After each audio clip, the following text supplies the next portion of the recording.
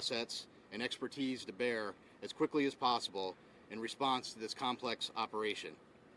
And we remain in close contact with the family members and the crew to ensure they are fully aware of our current and future search efforts. Additionally, we have been in close contact with the British and French Consulates General to ensure that they are fully appraised of our efforts, and we are ensuring that their concerns are being addressed. I'm incredibly grateful for the full spectrum of international assistance that has been provided, including an expert submariner from the Royal Navy, who's here with us serving aboard as a critical member of our team. Additionally, a team of highly trained French ROV operators departed St. John's last night are en route to aid the search. Moreover, our Canadian partners have been providing critical leadership and significant response capabilities since the beginning of our efforts. Again, this is an incredibly complex search operation requiring both surface and subsurface elements, and our unified approach is critical. The location of the search, 900 miles east of Cape Cod and 400 miles southeast of St. John's, makes it exceptionally difficult to mobilize large amounts of equipment quickly. In spite of those challenges, we've been able to provide continuous air and surface search assets, as well as additional ROV capability to search below the surface.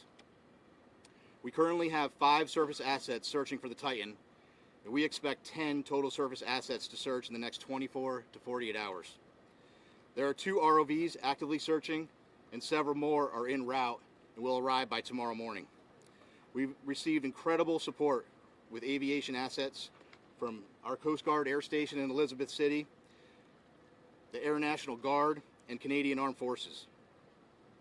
Today there are 2 back-to-back P3 flights. One is ongoing now as I speak, totaling 14 hours of continuous on-scene coverage, and 2 C-130 flights, also one ongoing now, throughout the day and into the evening. Yesterday, a Canadian P3 detected underwater noises in the search area. As a result, ROV operations were relocated in an attempt to explore the origin of the noises. Although the ROV searches have yielded negative results, they continue. Additionally, the data from the P3 aircraft has been shared with our U.S. Navy experts for further analysis, which will be considered in future search plans.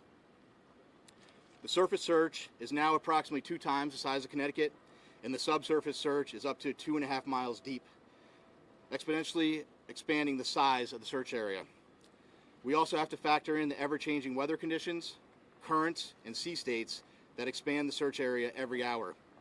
There is an enormous complexity associated with this case due to the location being so far offshore, and the coordination between multiple agencies and nations.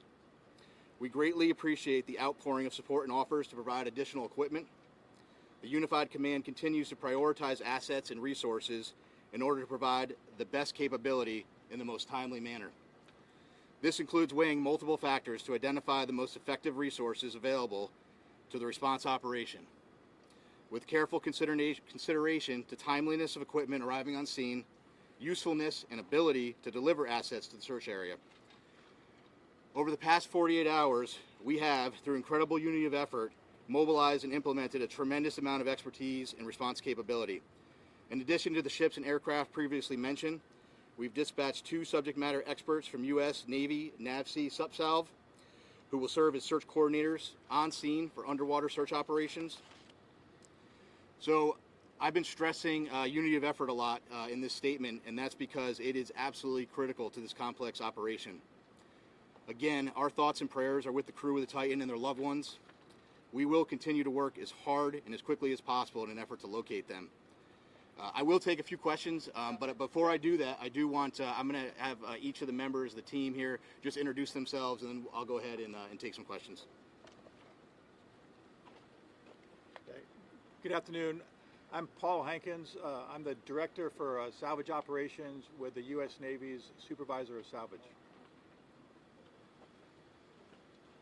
Hello, I'm Carl Hartsfield from the Woods Hole Oceanographic Institute. Good afternoon, I'm Lieutenant Commander Rich Cantharia. I'm an exchange officer currently serving on the staff of Commander Submarines Atlantic at Norfolk, Virginia. Good afternoon, Lieutenant Commander Christy Butler, working closely with Captain Frederick from RCC Boston, Search and Rescue Mission Coordinator. Thank you. Thanks, Christy. Can you tell us about the noises that were heard? Can you give us any gathered so far, based on those noises, should that give the families and the others who care for these people, should that give them some reason to hope? So a couple things. One, I think when you're in the middle of a search and rescue case, you always have hope. That's why we're doing what we do. With respect to the noises specifically, we don't know what they are. To be frank with you, the P3 detected noises. That's why they're up there. That's why they're doing what they're doing. That's why they put sonar buoys in the water. The good news is, what I can tell you is we're searching in the area where the noises were detected, and we'll continue to do so. And we hope that when we're able to get additional ROVs, which will be there in the morning, the intent will be to continue to search in those areas where the noises were detected, and if they're continuing to be detected, and then put additional ROVs down in the last known position where the search was originally taking place. Captain, is it true that these noises were coming at regular 30-minute intervals as reported? I hadn't heard 30-minute intervals. So here's what I can tell you. I am not a trained ear for underwater aquatics. That's why we have a team of experts that are analyzing that data. That data was sent immediately to the Navy last night, and it was analyzed overnight. They're still looking at it, but I can tell you that it's inconclusive. But again, I think the important piece is we're searching in the area where the noises were detected. Captain, Can you talk about a timeline? Can you talk about what timeline you're working on in conjunction with the teams that are there? It's a timeline in what respect? How much oxygen they have left on Oh, board? okay. Well, in terms of, so we talked about the oxygen number. I think you're all tracking the oxygen number. I think there's an important point with that, though. The oxygen, that's just one piece of data, right? There are a lot of pieces of data that we need to consider, and we're continuously looking at that, and we'll continuously do that throughout the search. But that's not the only thing that's important, right? And right now our efforts are solely focused on the search. That certainly is a dialogue that's happening, but we're focused on searching at this point. And this is a recovery or a rescue at this point? Oh, this is a search and rescue mission, 100%. We are smack dab in the middle of search and rescue, and we'll continue to put every available asset that we have in an effort to find the Titan and the crew members. How far down are those ROVs, and can you confirm that some sort of rectangular object has been spotted? There was some sort of report about that in another. So a couple things. So the ROVs, each ROV brings different capability. The ROVs that are diving today, Paul, what's the depth on the 4,000 meters. 4,000 meters. And some additional ROVs that'll be arriving tomorrow have additional depth capability. With respect to an object, so yesterday one of the aircraft did see an object. I will tell you this: in search and rescue missions, when aircraft are flying continuously, there is stuff out in the ocean that is floating. We went back, we looked at it. It wasn't. We didn't determine it to be debris. We don't think it correlates with the case, and it is not uncommon at all during an active search to see things, and then we go and look at them. So. Just part of the BBC News. When were these noises first heard?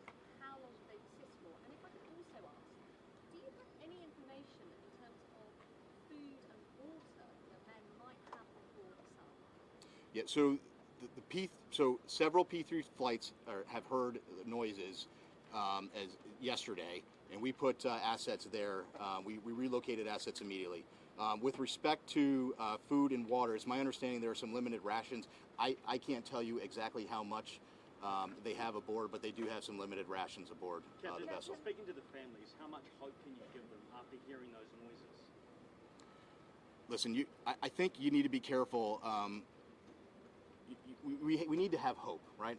But I can't tell you what the noises are. But what I can tell you is, and I think this is the most important point, we're searching where the noises are, and that's all we can do at this point. Is that your best clue right now about the status of the submersible and those noises? And are the noises continuing now? Have they stopped or are they continuing? So I just wanted to. So it was my understanding that the P3 had heard some noises today as well. But so I do want to take just an opportunity to invite Carl to the podium just to talk a little bit about.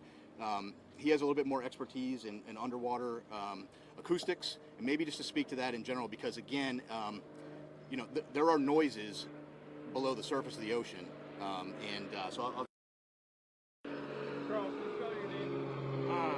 Yes, CarlHartsfield.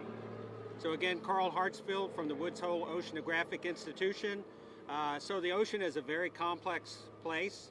Obviously, human sounds, nature sounds, and it's very difficult to discern what the source of those noises are at times, but I can tell you that this team has multiple sensors.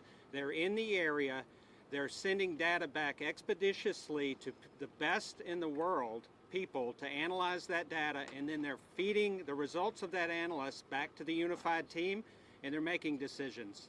So Woods Hole is here in an advisory role, but by our expertise, what I see is a very tight operational loop that's making decisions based on data, and nothing is ruled out. Are the noises continuing? He said he heard the noises this morning. Are they still continuing on a regular basis now? There have been multiple reports of noises, and every one of those noises is being analyzed, tracked, looked for patterns, and reported upon. Can you describe what the noise sounds like that they're hearing? Well, you know, the noises, again, very complex in the ocean. You have to be an acoustic analysis, and you have to have context. They're trying to put all the pieces together. The noises have been described as banging noises. But again, they have to put the whole picture together in context, and they have to eliminate potential man-made sources other than the Titan. Is it possible that a ship in the ocean, is it possible a ship in the ocean or even some mammals out there could mimic that kind of sound?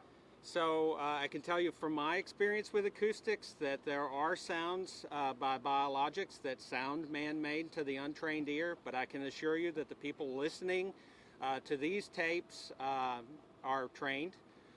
There are a lot of vessels in the area, and they each make noise, right? So all of that has to be eliminated, and it's analysis over time. Plus, as the captain said, the team is searching in the right area.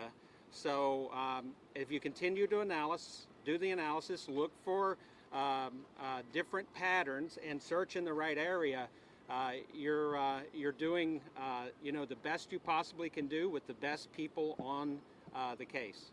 Captain, apparently there was a deep ocean salvage system flyway that was sent there to the location. Can you tell if it's on site yet, and how it operates, and how long it would take a rescue at depth with that tape? Which system is he speaking about? You know the system. What's the system that you're talking about? It's called the Flyway Deep Ocean Salvage System. That's just a hydraulic, a crane. Yeah. So that's what I thought. So that's a piece of equipment. It's a crane piece of equipment. There are a lot of pieces of equipment flowing in through St. John's right now. One thing I did want to mention, I think it's important. Some of the ROV capability that's arriving soon is really great, incredible capability. One thing I want to point out is that French team that's coming in to serve aboard with their equipment aboard a French ship. They bring some state-of-the-art equipment, and so once they get on, we're going to have more assets down to look, and we'll continue to put them where we think the best location is. Considering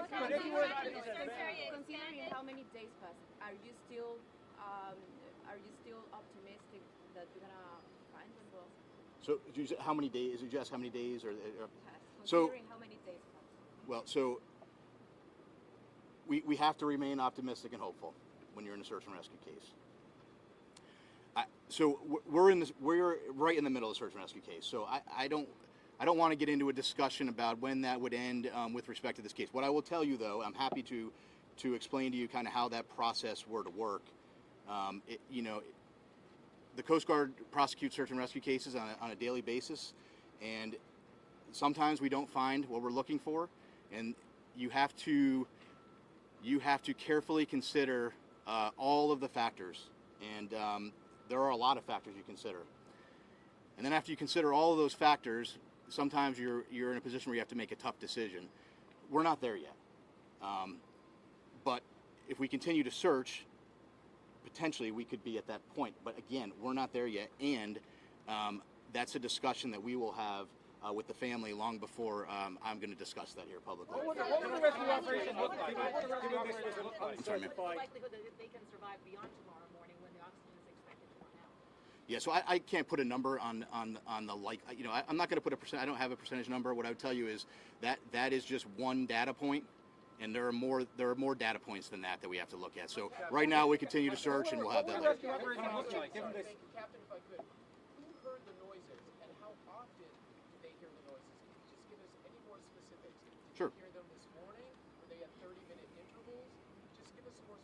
So the report. So And who described them as banging? Sorry, because the gentleman said banging. the noises were heard by a Canadian P3, and that was this morning and some yesterday. I don't know specifically, or they're 30-minute intervals. But again, I really think the important point to that is we're in the air. We're searching there. We moved assets and we're searching there, and we'll continue to do so.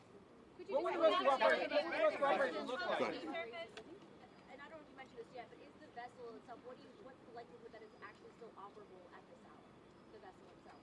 Yeah, I don't.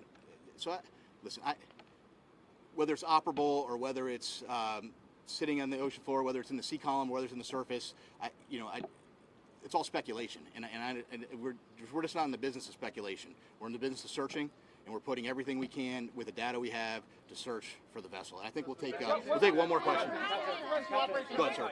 Just want to get a bit more about the role of the Navy and the assistance being provided, as well as the equipment that is being deployed. Yeah, so we asked for some additional subsurface support, and we got that through the Navy, through a liaison officer. He's just one of many team members, and we're greatly appreciative of the British government and all the support they've given us. Can we expect a daily update now on this? So I think the plan will be to do a daily like this. I'm not going to lock into that right now, but we'll keep you informed, and certainly if there's any major developments, we'll let you know. Thank you very much. Thank you so much for attending today's press briefing. That will conclude all questions. Thank you.